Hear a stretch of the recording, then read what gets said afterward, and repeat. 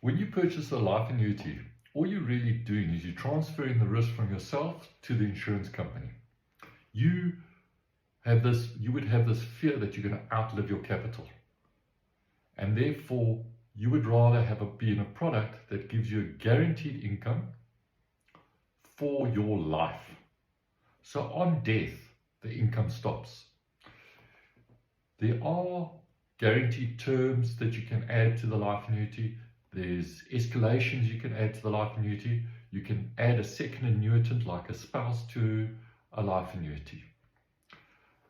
When you purchase a living annuity, what you're saying is, I don't want to transfer the risk. I want to keep the risk. And when you keep the risk, you,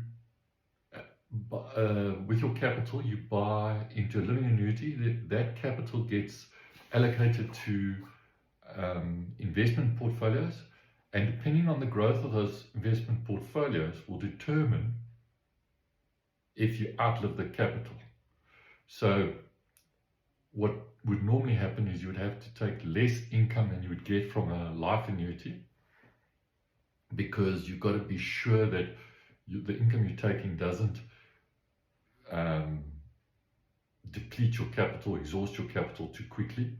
So you normally take about a 4%, and you're looking to get, when you withdrawing income, you're looking to get at least a net return of 8%. And a lot of living annuities aren't doing that, and that's why it's very important to speak to a specialist that can give you the correct portfolios, that have the correct asset classes to give you those portfolios.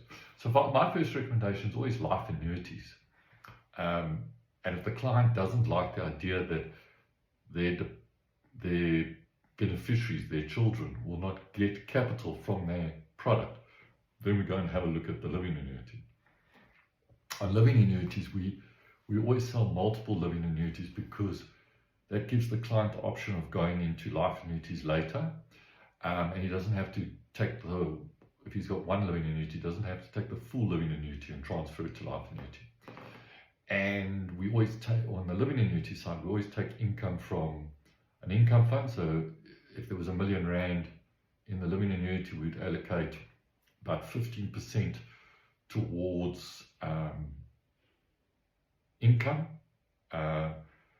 so that we would then rebalance later on. So 85% of the money we'd still keep in assets that can return a greater percentage, but we're not realizing from those equity assets. So there's plenty of ways of doing it, but there's a big difference between life annuity and living annuity.